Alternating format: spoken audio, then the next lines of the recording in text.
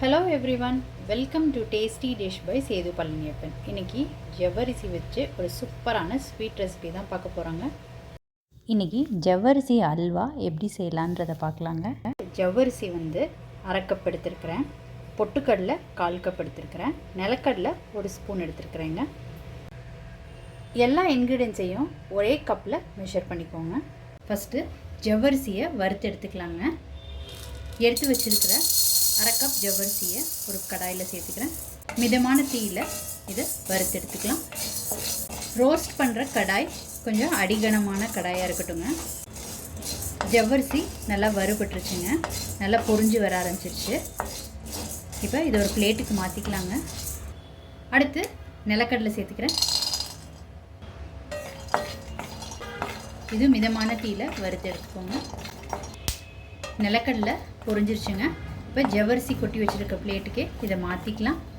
அடுத்து பொட்டுக்கடலையை சேர்த்துக்கிறேங்க.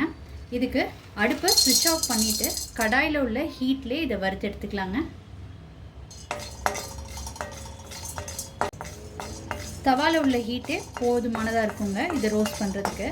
இது ரோஸ்ட் பண்ணால் தான் நல்லா பவுடர் ஆகும், அதுக்காக தான் ரோஸ்ட் பண்ணிக்கிறேன். அடுப்பை ஸ்விட்ச் ஆஃப் பண்ணிவிட்டு ரோஸ்ட் பண்ணிக்கோங்க.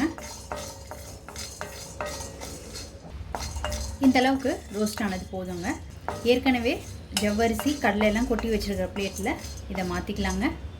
வறுத்து வச்சுருக்கிறதெல்லாம் நல்லா ஆறட்டும். எல்லாத்தையும் ஜாரில் சேர்த்துக்கிட்டு இருக்கேன். இதை பவுட்ரு பண்ணி எடுத்துக்கலாம். இதை நல்லா பவுட்ரு பண்ணி எடுத்துக்கிட்டாச்சுங்க.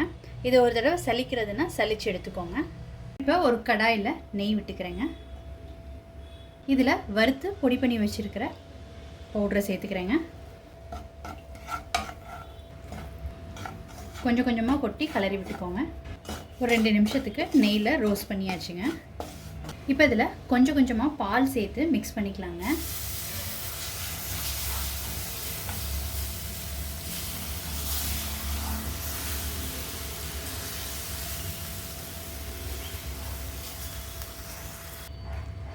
ஒன்றே கால் டம்ளர் பால் சேர்த்துருக்கேங்க. இப்போ இதை நல்லா கலந்து விட்டுக்கலாம், கட்டி இல்லாமல்.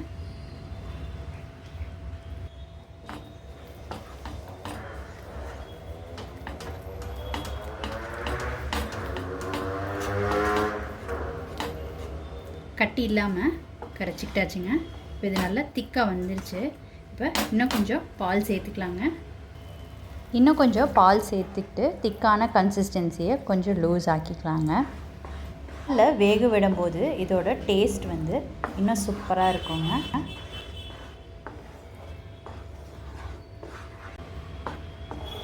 மாவெல்லாம் நல்லா வெந்து ஒன்று சேர்ந்து வந்துருச்சுங்க.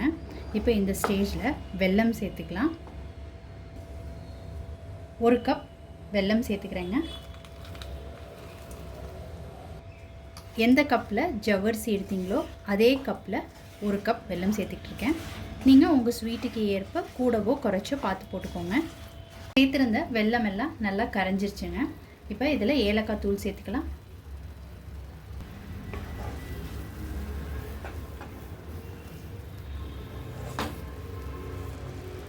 ஃபைனலாக இதில் கொஞ்சமாக நெய் சேர்த்துக்கிறேங்க. ஒரு தடவை நல்லா கலந்து விட்டுக்கலாம். நல்லா பேனில் ஒட்டாமல் எல்லாம் ஒன்று சேர்ந்து வந்துருச்சுங்க. இது இப்போ கரெக்டான கன்சிஸ்டன்சி.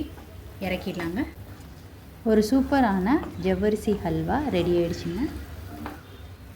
நான் பாதாம் கட் பண்ணி டெக்கரேட் பண்ணியிருக்கிறேங்க. 10 நிமிஷத்தில் வீட்டில் இருக்க பொருட்கள் வச்சு ஒரு சூப்பரான ஹல்வா ரெடி பண்ண முடியுங்க. வாயில் வச்சோன்னே கரையிற மாதிரி ஒரு சூப்பரான ஜவ்வரிசி ஹல்வா நீங்களும் ட்ரை பண்ணி பாருங்கள். ட்ரை பண்ணிவிட்டு உங்களோட கமெண்ட்ஸை சொல்லுங்கள். உங்களுக்கு இந்த ரெசிபி பிடிச்சிருந்துச்சுன்னா லைக் அண்ட் ஷேர் பண்ணுங்கள். உங்கள் ஃபேமிலி அண்ட் ஃப்ரெண்ட்ஸ்க்கு. Tasty dish by Sethu Palaniappan சேனலை சப்ஸ்கிரைப் பண்ணுங்கள். நோட்டிஃபிகேஷன் பெல்லை கிளிக் பண்ணுங்கள் ஃபார் மோர் வீடியோஸ்.